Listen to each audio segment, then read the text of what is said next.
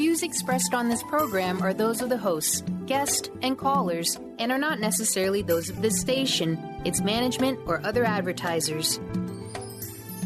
You're listening to Transformation Talk Radio.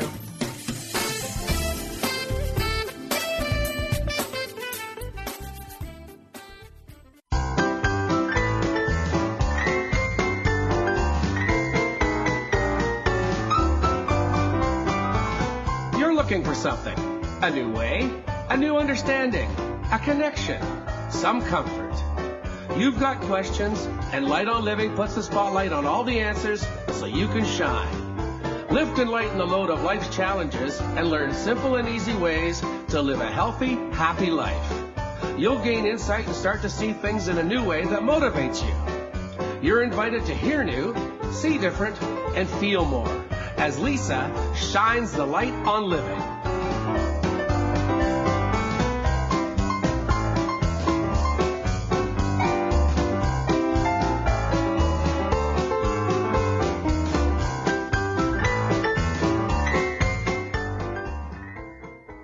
And welcome to Light on Living. I'm Light Coach Lisa, holistic nutritionist and life coach, helping to lighten the load of life's challenges.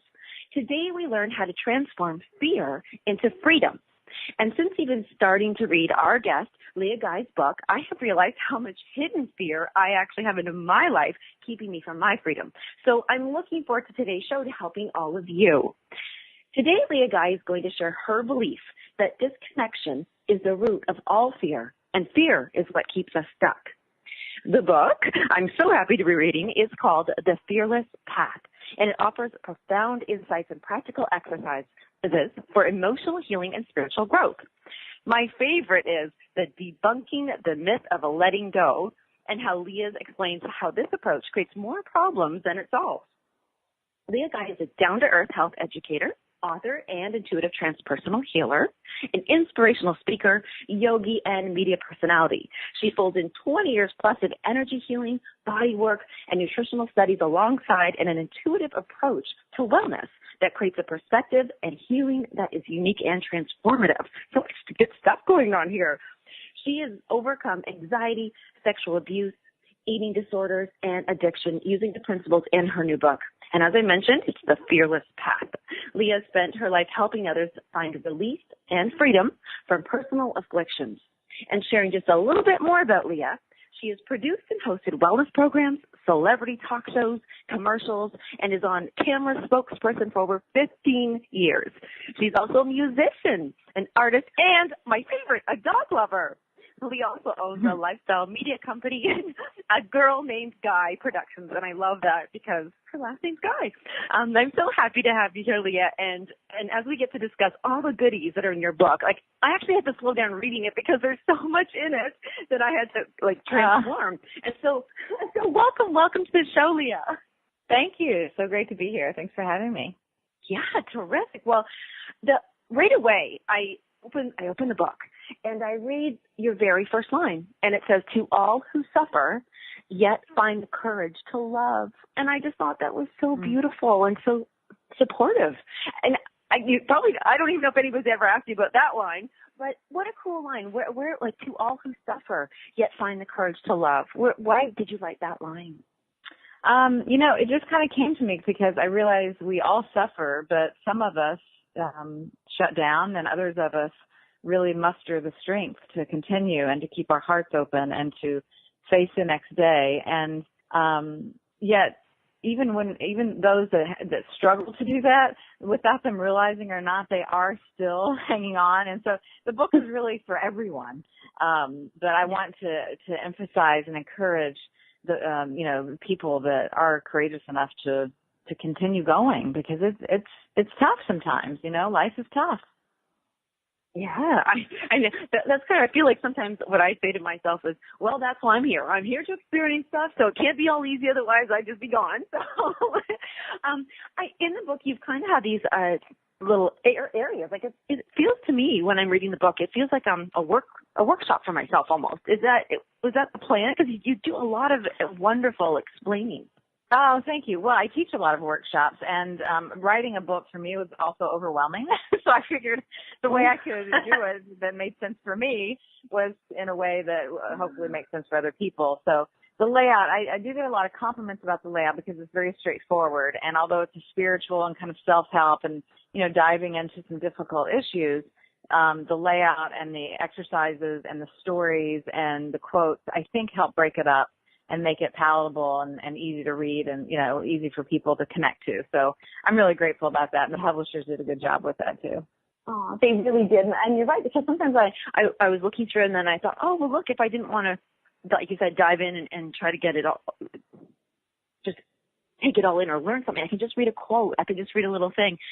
In the first part, we're talking about discovery, like we're discover. And it's about, you mentioned about presence. I wonder if you could talk a little bit about that and why that's so important.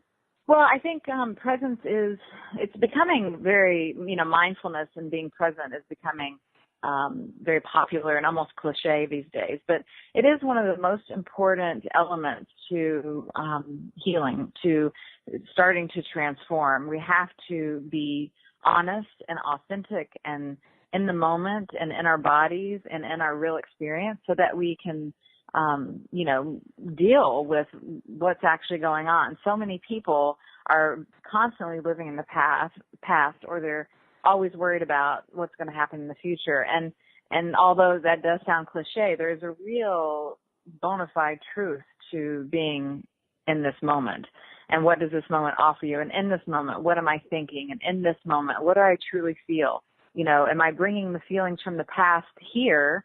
Or is my feeling right now different than it was in the past? And being honest about that and taking a little time to discover what is actually real, because so much of the time we're playing tricks with ourselves. We are unwilling to be present because we want to either seek revenge or stay in the pain or want something that we can't have, or et cetera. So it's a very important part, and the first part for me of getting on the path of healing. I really hold the path. When you're just saying that about being honest, and I just, as I was reading and going through, I thought, wow, this is going to sound so weird, but sometimes I wonder, how do I know if I am being honest or if I am just trying to let go and move on, or maybe I really have. I want to ask you personally, like, how does one know? And I just want to give an example. Sometimes I just say something that may be heavy to somebody else, like something that I've gone through, but I'll say it so just because it's an event and I'm through it and it's done, but then I've been told, like, well, God, you're so heartless about it or something, but it's because I really kind of have healed that. How does one know if they're being honest or if they're hiding from it? Well, I think it's unrealistic for us to have no emotions or feelings about anything. Like, for example, I've talked very honestly about, in the book, I talk very honestly about the rape that I went through. And, a lot of people go through something similar or what have you. And then you hear people say, oh, I'm over it, or I can talk about it now without crying, so I must be through with it. And that is still a product of judgment in our mind. Why do we have to measure where we are with anything? That's just the mind trying to control things. That's the mind trying to make you feel safe. And while it's important to feel safe, it's also really important to be real. And that's the point of being present, is I'm not judging myself. I still have emotions when I talk about the rape. I am 20-something years past it, and I've done a lot of healing work about it, but it would be a lie and also totally unrealistic for me not to have any feelings left about that. And so not having feelings or not having thoughts or whatever isn't necessarily indicative of that you're better than you were. Again, that's just a judgment. Better than what? The better is the judgment. What it is what it is, and that is what is part of my life, and I don't need to judge it. And so when you get to the point where you don't need to judge it and you can just be whatever it is with it, that's how you know when you're healing. And healing never ends. It just is never over. So, again, the mind wants to make you believe that over there is something better And when you're healed, when you're better, when you're finished, when you've moved on, then you're going to be something different. And that's a false illusion that's causing so many people to feel inadequate, unworthy, anxiety, and like you're never living the life that they're meant to live. And it's causing the most problems in our healthcare system as far as I can see. Yeah, the thing I love that you use. I've never heard anybody use that like as much like that. Powerful, inadequate. Like we talk about worth, or like you said, the judgment. But inadequate, that's a rather scary place to be. Feeling inadequate. Yeah. Well, that's why we try to get out of it. We try to make ourselves be better than we were yesterday or better than somebody believes us to be. And that's all coming from that sense of inadequacy, unworthiness, low self-judgment, criticism, etc. And so, if you take all that judgment away, what do you have left? You have the present moment. In this present moment, what is real right now? And that's how you discover. Oh, I love that. We're going to go to a quick commercial and come back continuing this lovely conversation.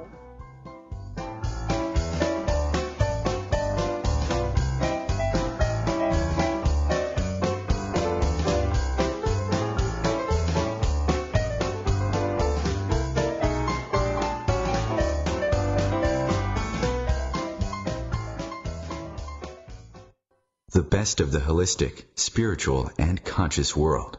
Om Times Radio. IOM FM. Humanity Healing International is a small nonprofit with a big dream. Since 2007, HHI has been working tirelessly to bring help to communities with little or no hope. Our projects are not broad mandates, nor are they overnight solutions, but they bring the reassurance that no one is alone and that someone cares. To learn more, please visit humanityhealing.org. Humanity Healing is where your heart is. My name is Victor Furman. Some call me the Voice. I've always been fascinated with human nature, spirituality, science, and the crossroads at which they meet. Join me Wednesdays at 8 p.m. Eastern on Om Times Radio, and we'll explore these topics and so much more on Destination Unlimited. Welcome back to The Cat Show. Up next, we have Nico. Nico is a member of the Shelter Pet Group. That's right. A group known especially for their sunspot sleeping, ball chasing, leg rubbing, and of course, companionship. Just look how she struts. It's like she owns the place. And see how she curls up and cuddles her person. The pitch on her purring is simply perfect. Nice one. Fantastic cat. But really the best way to know an amazing shelter pet like Nico is to meet one. Visit theshelterpetproject.org today. Adopt. Brought to you by Maddie's Fund, the Humane Society of the United States, and the Ad Council.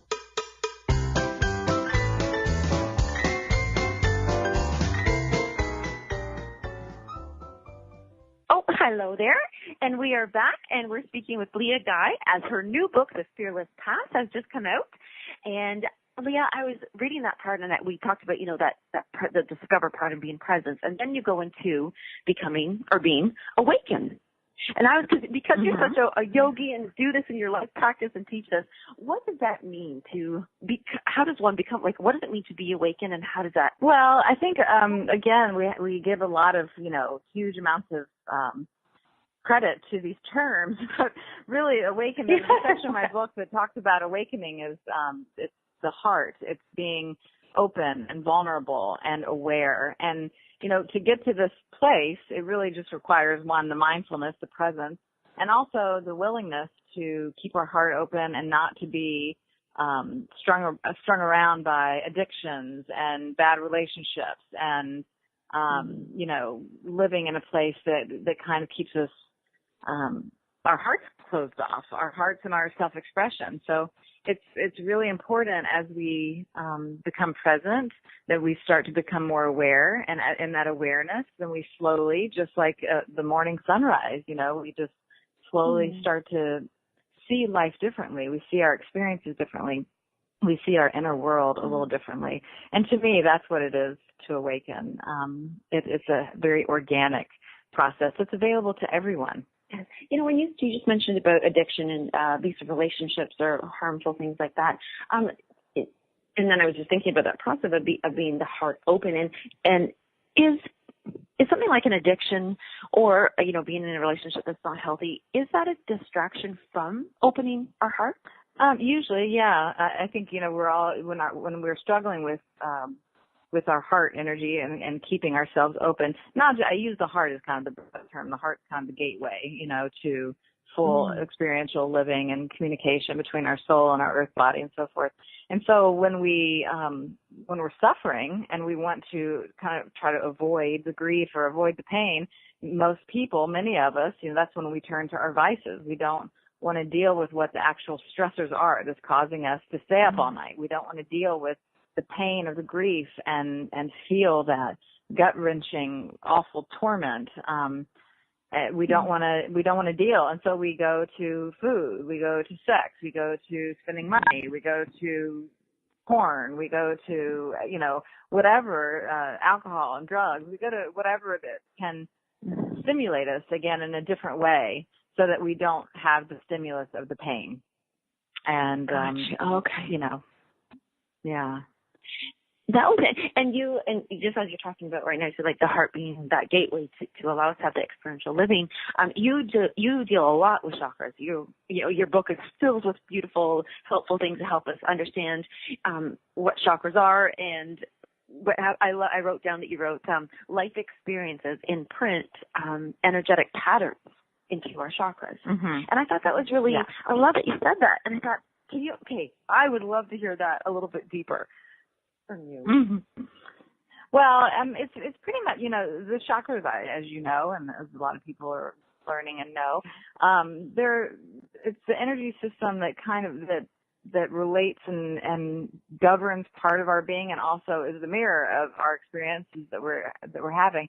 And so every movement and if we just think of us as moving energy, every environment that we're in, every person that we're around, every feeling that we have and thought that we have, we're constantly shifting, and every moment is new, and every breath feeds us. And in these moments, we're experiencing life we're taking in so much input, and we're giving out a lot of signals and messaging and energy. And so I do talk a lot about the chakras just because they give me guidance as far as what patterns have been. Because when a pattern is kind of a habit in the body, or it's kind of stuck, we're doing a certain thing the same way for a long time, then it shows up in the energy system as a pattern or as an imprint a certain way. But not to be confused that our energy is constantly changing.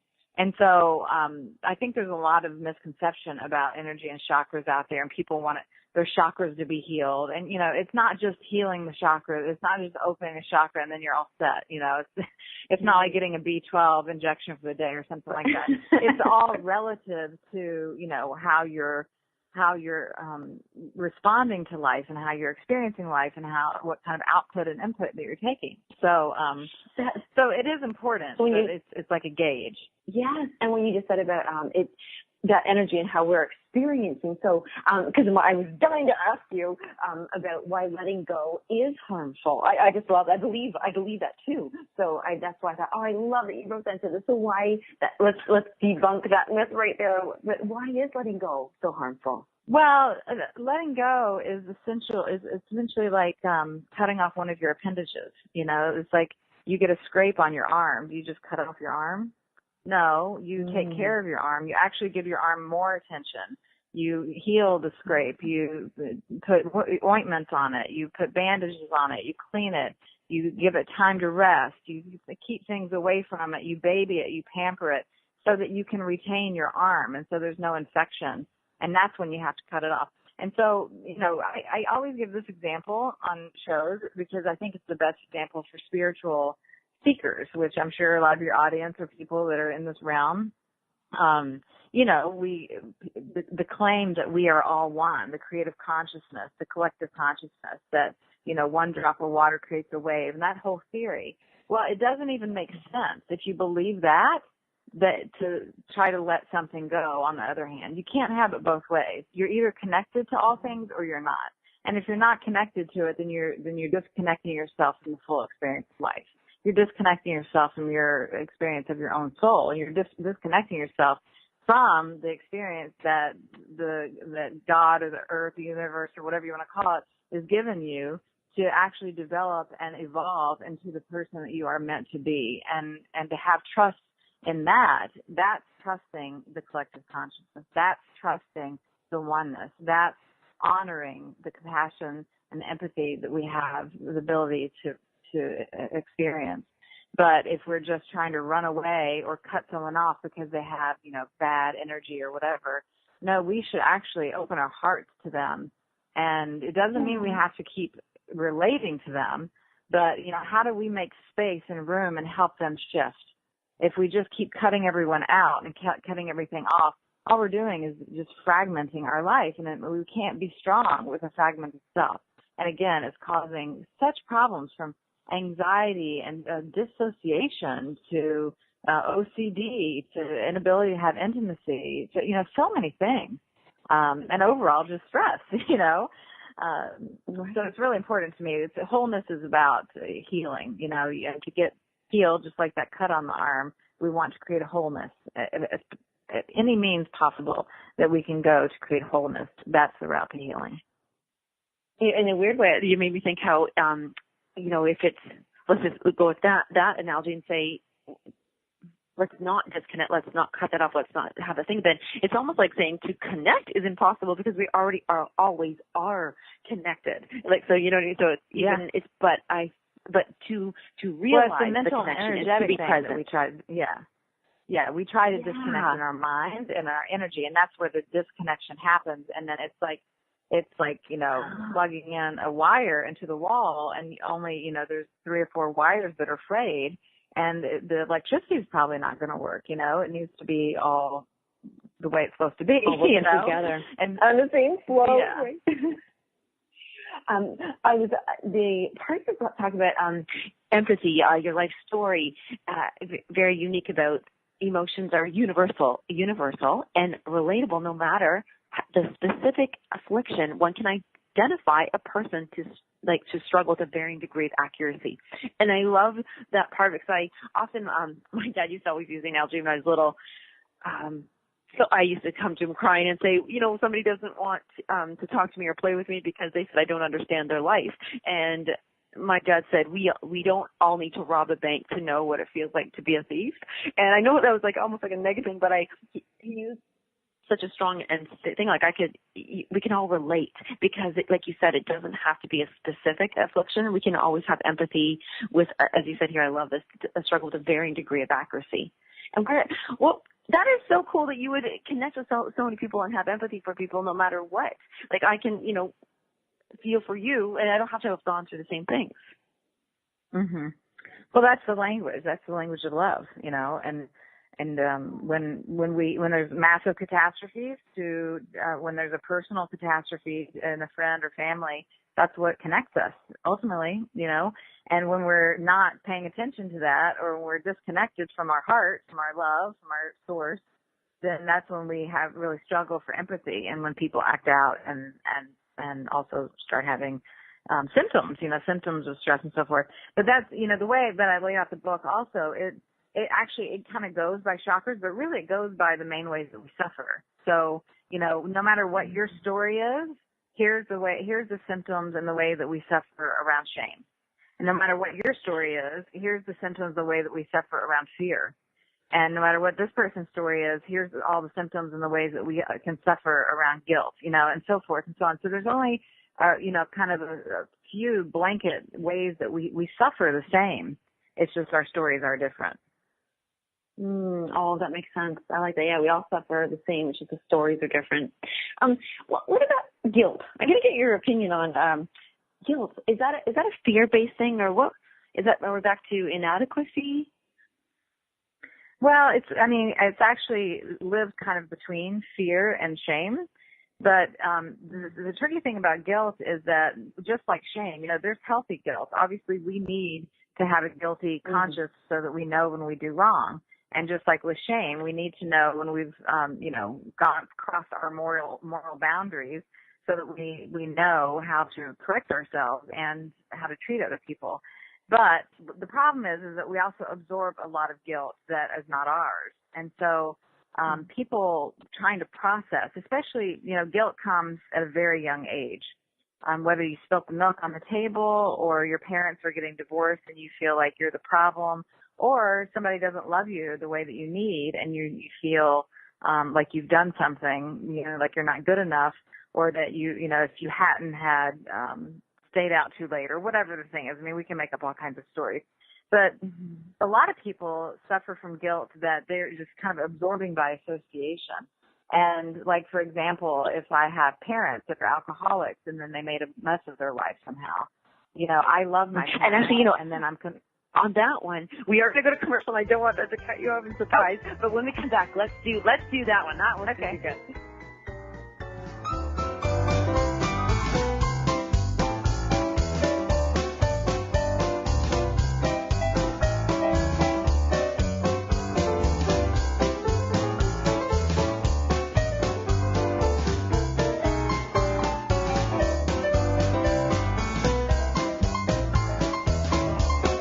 The best of holistic, spiritual, and conscious world. Om Times Radio. IOM FM. Ascending Hearts is no ordinary dating site, but a spiritual dating site with a purpose, to link you with your soulmate.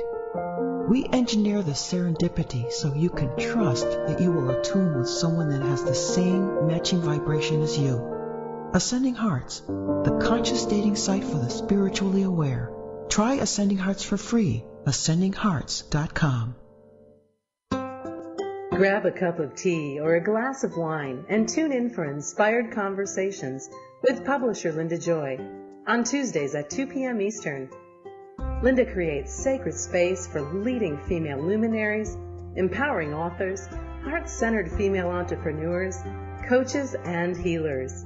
A soulful venue where guests openly share the fears and obstacles they've overcome, wisdom and lessons learned, and the personal journey that led them to the transformational work they do in the world.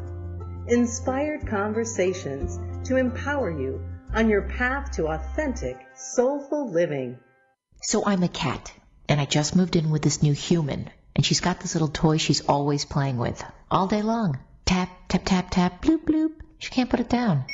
There it is. Oh, and get this. She even talks to it. Last week she asked it for Chinese, and guess what? Egg rolls showed up. Like magic. Humans have cool toys. A person is the best thing to happen to a shelter pet. Be that person. Adopt. Brought to you by the Ad Council and the ShelterPetProject.org.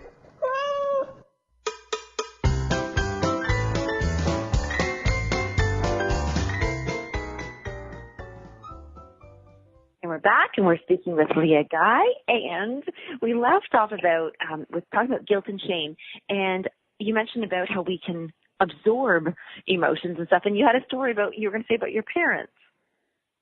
Oh, well, I was just talking about people and dealing with guilt, and I was going to use an analogy, not of my parents, but just if a person had parents, for example, that were alcoholics or addicted to something, and they weren't, present or available or giving the kind of love they need, and they kind of made a mess of their life.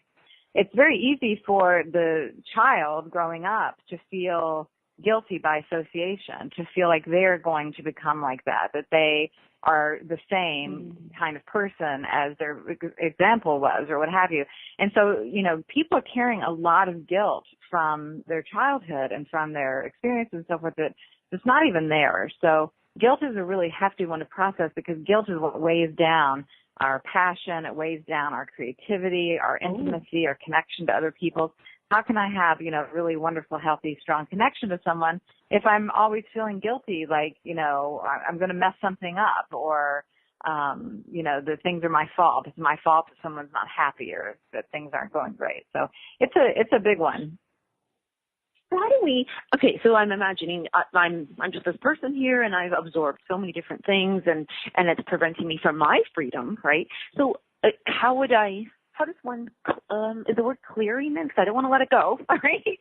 But do I clear it? Do I do emotional workouts? And so I was like, is that something that people need to do so that will help them release it, or I don't know what the word is, clear it? Well, I don't use the word clearing that often, because it does give that connotation of like something's wrong with us and we have to get cleaner somehow. But the workouts are about strengthening. We want to strengthen. And there's the whole, this mindset for people that they're not good enough, that they're not doing something right, that they need to be on a better diet, that they need to spiritually cleanse. No, your spirit, your soul is perfect. We don't need to cleanse any of that. What we need to do is make our earthly experience in ourselves, our self-worth, our heart, our stabilization, our groundedness, we need to be stronger. And that's where the fearlessness comes in. That's where the courage comes in. It's not about taking things away. It's about adding to. And it gets you in a position of the offensive instead of the defensive. And when we're defensive, we're not only have a chip on our shoulder and waiting for something to happen to us, but we're very weak in that position. It's like, I say in the book, it's kind of like cowering in the corner of a boxing ring. You're either the one swinging or you're the one being swung at, and if we're going to be powerful in our lives and do what we came here to do and live our purpose, we need to be strong. And that's why the physical self, we want to get the physical self balanced and whole and unaddicted and feet on the ground and feeling good and sleeping well. And we want to get our emotional selves whole the same kind of way so that we have a strength. You know what? That just made me think of it, because I'm a nutritionist and I read you are a nutritionist. And a lot of times I'll tell people, yes, absolutely, it's important to, stop putting the garbage in. But you can take out all the garbage and all the unhealthy foods. However, if you don't add in, superfoods or herbs or, those nutrients that we need, you'll still be weak. You won't be like what you're just saying. That just kind of reminded me of that kind of a feeling. Just throwing this out there because this is interesting. When I was thinking about how people, you were saying about OCD or anxiety or stress and everything, I'm throwing this out at you. Sleeping. There are so many people with sleeping issues, and I wonder, tell me about sleeping. What you love sleeping? Oh, no, how does one, say there's so many different people, they can't fall asleep or they can't stay asleep? Yeah. Well, sleeping is contingent on so many things. I mean, right now, for example, I'm having a sleeping issue because I have an unusual amount of stress for the last several weeks of my life, just work and personal and everything going on. And I know when that happens to me, it throws off my adrenals, it throws off my whole hormone panel. And when my hormones are out of whack because of stress, then it keeps me from sleeping. My whole, circadian rhythm is off. I keep myself up too late, thinking, working, worrying, etc. And then I want to sleep longer in the morning. And then my body needs extra replenishment. And then it starts craving the wrong kinds of foods and sugars and so forth. And now we have just a totally imbalanced cycle. And add to that when there's, recurring worry and mental stress or emotional stress on top of just the day-to-day stress, it can really do a lot of, it can do a lot of damage to a person's sleep cycle. I think, it's a process that we really need to organically get rebalanced. I don't take anything. Well, I'll take magnesium sometimes or, calms or something like that, a homeopathic, to help me sleep, just a night to night. But I don't think that, inducing sleep with sleeping pills and that kind of thing is the best way, because we have to stay aware of our process, and I think that awareness helps us to show up. It helps us to grow, and ultimately it will help us learn next time, that how to better take care of ourselves. So, and speaking about taking care of yourself, you use a lot of oils and gemstones and things like that. Do. So, the oils, I find that so interesting with oils and how they can really affect. What about, is it essential oils, I'm assuming? What is about oils is it holding an energetic, an essence to it? Or why do you use oils, and how does that work? Well, they work in so many levels. They're, essential oils are they're plant remedies. They're nature's first medicines, essentially. And they do so many things, like lemon essential oil. It can help wake a person up. It can disinfect the dishes in your sink. You can use it to clean other things. It keeps insects away. They're so multi-purpose, and they're very strong. So don't be, delusional that, this is natural and I can just use it anytime I want, because they're very strong. They're strong on the skin. But when you use them different ways, I make a line of chakra oils and we sell them on our website. And the chakra oils, you put them on directly So the essential oils get into your body. They actually break through and enter into your blood system and stay for 2 or 3 hours. Then you get the olfactory benefit of smelling the fragrance, which we know helps shift and change the brain chemistry and our experience of mood and so forth, and or hunger, etc. And also they're very medicinal. A lot of the essential oils can, help kill off viruses, kill things in the air, air particles and bacteria and so forth. So they're very useful in so many ways. But our chakra oils, for example, are blended to energetically kind of help shift the energy of the emotion and the energy of the chakra itself. So, and then you get the added benefit of they smell yummy. And we put a crystal in each one. Smell yummy.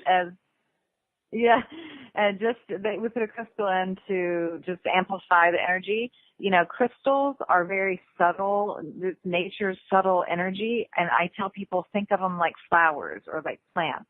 You go into a room, and it can be plantless and flowerless, and it has a certain vibe. You go into another room, and there's a lot of plants and flowers, and it has a completely different vibe to it when you go in. And whether that makes you feel calmer, or you're picking up, you're exchanging oxygen and carbon monoxide, or carbon dioxide with the plants and so forth, whatever it is, it changes the space.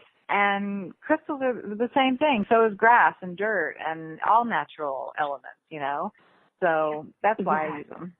I love that you did. And I was going to say, when you were writing the book, how long did it take you to, because as you said, you found this overwhelming, so you wanted to put a process in like a workshop because you teach workshops. How long did it take you to write the book? Well, about a year. I've been kind of jotting down stories. A lot of the stories in there are mine, and then a lot of the stories are from my clients and so forth. So I've been, recording those over several years. The book kind of just fell out of me. When I decided to write, it was just like, it's time to do this, and here we go. So, and here we go. But it was about a year from start to finish. Yeah. Okay, good. So it really has a lot going on in there. And I saw the video that you did on salt rocks, because I thought that was so helpful that you explained to people and about the size and what it does. And I love everything how you really say it's all these emotions, because that's the fear. The fear is really where we're afraid. We have these fears, but it's not just one thing. It's like how can we be present in that connection and not just by, like you said, clearing this and clearing that. And when you talk about spiritual mapping, is that something that we're doing to figure out where we maybe need more strength, or what's spiritual mapping? Well, it's another tool that I kind of created, and I use a lot in workshops, but anybody can do it. It's really looking at your heart from when you start making decisions. Most people start making decisions because it's something they want or desire. Sometimes we make a decision from what we need, but typically, even the needs, like a job, we start from the heart, like what do I want to do or what could I do? And then all of a sudden, we have today, and now I'm in a job I hate, or I'm in a relationship that, is not going anywhere, or what have you. And the mapping is really about helping us get really authentically honest about the decisions that I've made without blaming anybody else, without, coming up with a million excuses of how the story looks right now. Where did I make a decision where I started deciding out of fear and not love? Where did I kind of close my heart down and say, even though this doesn't feel right to me, I'm going to do it because I'm afraid I need money, or I'm going to do this because I'm afraid I'm never going to be loved again, or I'm going to do this because I'm afraid I'm not worth something better for myself. And at that moment, that's where the healing needs to start. We don't need to try to fix the end result right away. I mean, sometimes we need to, but that's not where the problem is. The problem is where we made a step on our path that came from fear and didn't come from our heart. And that's when we can recognize that, then we can recognize our pattern. And that's our pattern. We act out of fear of, I'm afraid I'm guilty and no one's going to love me because I did wrong. I'm afraid I'm not good enough and nobody's going to love me because I'm unlovable. I'm not worth somebody's love. I'm afraid that I don't belong here. I don't know what my purpose is. And I'm afraid nobody's going to want to utilize me because I don't know what my gifts and talents are. I'm afraid to speak my expression I want because I may get rejected and people will criticize and bully me. So there's these different fears, and that's what we have to understand. So we'll go to a commercial in just less than a minute, but I want to say, once we find that step, I love that you said that. When did you start deciding out of fear and not love? Because we can't go back, but what we do is now we look at what would be the next decision made of love to make next. Is that right? And how we be aware, the awareness, the awakening. Yeah, we discover it. We become aware. And there's that commercial. So when we come back, we'll continue.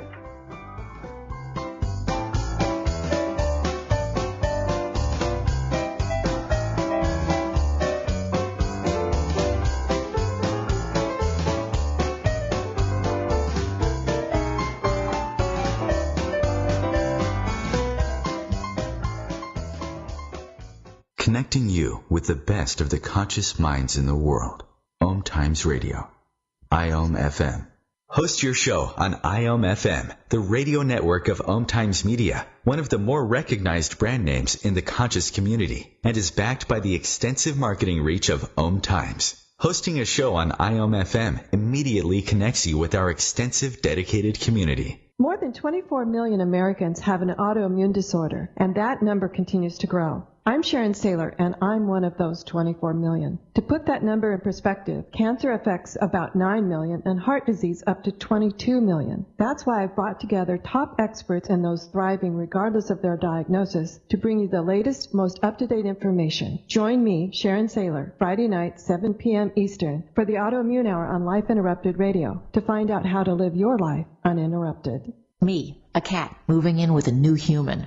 It took a little getting used to. She has these weird games she likes to play, like this giant feather. She sticks it in my face. I swat it away. She sticks it in my face. I swat it away. It's almost like she thinks I enjoy it.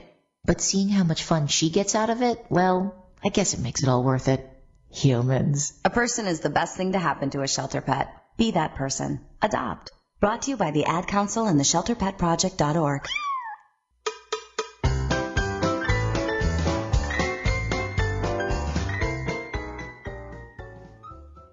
And we're back. We're speaking with Leah Guy and diving right into all the beautiful, helpful things on her new book, The Fearless Path.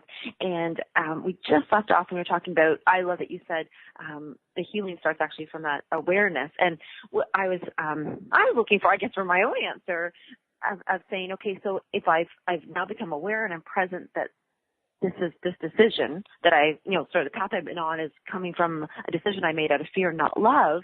So that's the awareness, and I decided.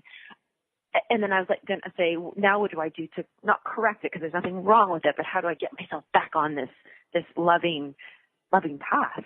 Well, that's where the next section of the book is about transformation, and we can only transform when our mind and heart starts communicating ultimately to our soul. The mind and heart start communicating. So when we realize mentally that, we are making our choices, and of course, some of our choices get made for us in life, and that's when we have to deal with how we handle our pain and suffering in our heart and in our mind and the grief and so forth. But the choices, the conscious choices that we're making, once we become aware of when we're choosing out of fear, we have a new opportunity every moment to do it differently, and that's where the practice comes in. And for me, this is where the help of meditation comes in, where the help of mindfulness, the conscious thought instead of just the mindless thought, and how that can actually help us transform our experience. Even though we can't change the past, we can transform right now, and I can use my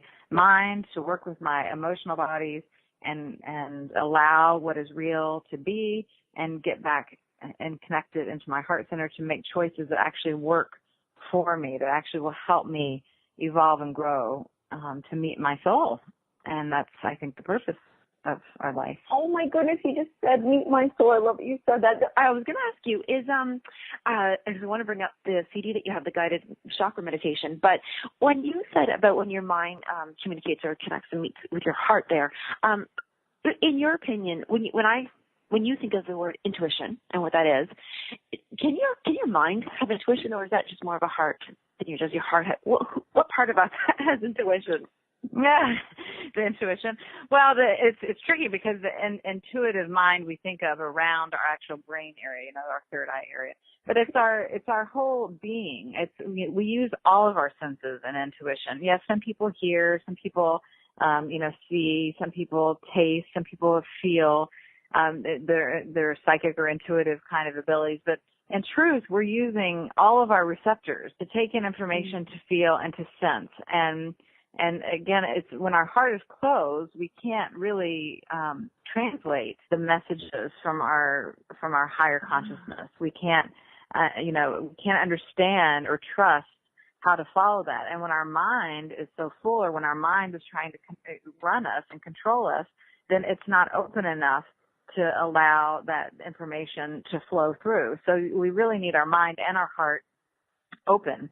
And I don't mean just like being open-minded and like everything goes, but I mean to be in control of the mind, and to allow the heart to actually do a function in our life. And the heart, it's not just to fall in love, and to get crushed by heartache, but the heart is really, well, in the book I call it the bridge between heaven and earth, between body and soul. It is the gateway between how we experience our life here and translate that into our spiritual bodies, and how we understand and translate that higher consciousness and intuition into our earthly experience. But we have to get the mind out of the way first. I love that you use the word control, because that's often where I would think the difference between reacting and responding, because reacting, and something you said, or I keep saying you said it because I read your book and I can hear your voice, but when you said about the self-imposed suffering and stuff, so I feel like if that control, with that compassion, with the love, with the open heart, we're able to respond and then make that decision out of love. And I love the guided chakra meditation CD that you have. It's for emotional healing, and it's right here, A Fearless Path to Inner Peace. And I got to listen to it, and I think it's a fantastic, it covers all the bases. It covers all the chakras, actually. But is that something you do with when you do your workshops? I mean, this is a really helpful CD for everybody. Yeah. Well, I teach meditation every week, and in all my workshops, yes, I certainly do a guided meditation. I find them to be very powerful as a group, and I think the chakra meditations are much more than just healing chakras. It's about getting grounded and feeling safe and being connected and diving into ourselves a little bit deeper.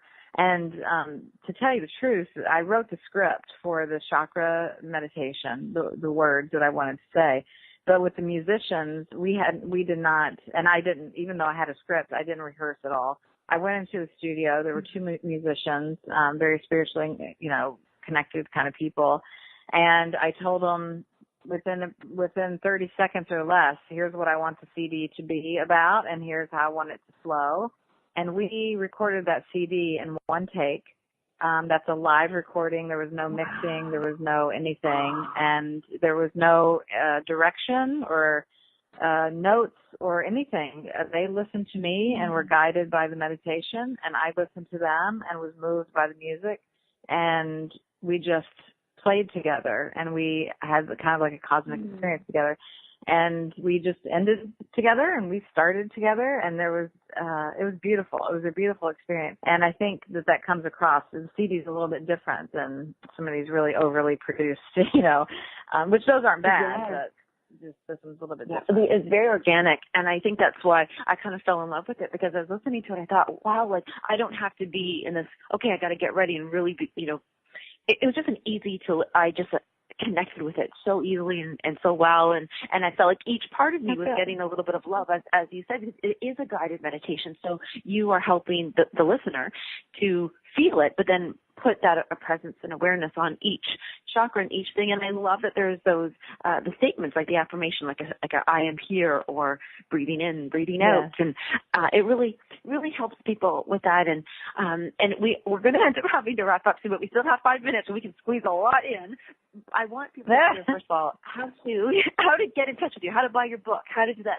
Where can somebody find you and order this really super helpful book or CD? Well, my website is modernsage.com, or my name, which is leahguy.com. And there you can find the meditation CD, the chakra oils, aura sprays, my events where I'll be, and so forth. And the book is available at Barnes & Noble, at Target online, obviously at Amazon.com, and then other retailers. So if you're at a bookstore and you want it to buy from your local bookstore, just ask them to order it, or you can go online and buy it, or you can go to Barnes & Noble, and it's available everywhere. So I hope people, get, and you can even do the audible version if you prefer to have a book read to you. Yeah. So yes. Yeah. So they can track you. So Leah's Leah, and then Guy, Guy, and the book, of course, The Fearless Path. I just love that. And just in wrapping up, I know it's a big section, because I loved how you explained and wrote spirit versus soul. That was so. I've tried to share this with people, and sometimes I fumble over my own words, like I have a sense of it and I get it. But I just love how you shared that. In closing, can you share with us how can we differentiate between the spirit and the soul? Well, I think the best way to say it, I guess, is the spirit is the part that we recognize in each other as humans. So as I look at you and look in someone's eyes, I can, it's kind of like the decoding a person almost, I can get a glimpse of their spirit here. And the soul is the eternal, everlasting, pure essence of who we are. And so the soul kind of guides us, but the spirit is one of our characteristics, I guess, if you would say, that communicates with our soul. It's kind of the, also, like one of the gateways to how we experience the world here. And so they're very closely related, but they are different in that the spirit has much more to do with who a person is here while they're here, how they're expressing their soul, how they're engaged in life here. But I do want to clarify something about that word spirit and spiritual. Just as a matter of pet peeve for me is, when people say she's more spiritual, or, she's the most spiritual person, like, again, that judgment of spirituality. Yes, we are all spiritual in a sense. We may not all be religious. We may not all be practicing some kind of, rituals or something, but the judgment of people being more or less good or connected somehow is just, I think it's inaccurate, and I think it's very dangerous. So I want to encourage people to see the spirit in all people and allow them to be where they are. And that's a beautiful thing. And I think that you kind of summed it up what I was getting from just reading part of the book and even listening to that, is that it's that judgment that we really want to stop doing. And I don't know it would be so bold, but you're right, because this is where the fear is coming from. Every time we judge and we do that better than or this then, and trying to get somewhere where we're not. But so being present, not judging, and having the heart be open to allow for that gateway for both spirit world, or just what's going on in our own bodies at this very time. Right. Yeah. Yeah. Thank you. Well, thank you. And I really want to thank, I just love hearing from you, the actual person who's written this book that I'm going to probably have to read a few times over. And I just really encourage everybody to pick this up and just even start listening to the CD, because I find just the way you've done it, and now knowing that it was so organic and not just one take and everything, it means even so much more to me. I'm going to have to listen to it again today, but just to send everybody to you, so the modernsage.com or to your actual website, Leah Guy, and to pick up and purchase the book, The Fearless Path. So thank you so much, Leah. I so appreciate having you on the show today. Thank you. It was great to be here, and I hope you have a great day. It's the eclipse day. Oh, thank you. It's the eclipse day. Oh, goodness. That's actually perfect. And you know what? I think you're in New Jersey. I'm here close to Toronto. Mine's happening about 8 minutes ago, so I am going to run out the back. I can kind of see the sky darkening. But I hope everybody can see it as best they can. And enjoy the eclipse without safety. Okay, we'll talk to you soon. Thanks. Thank you. Bye-bye. Bye.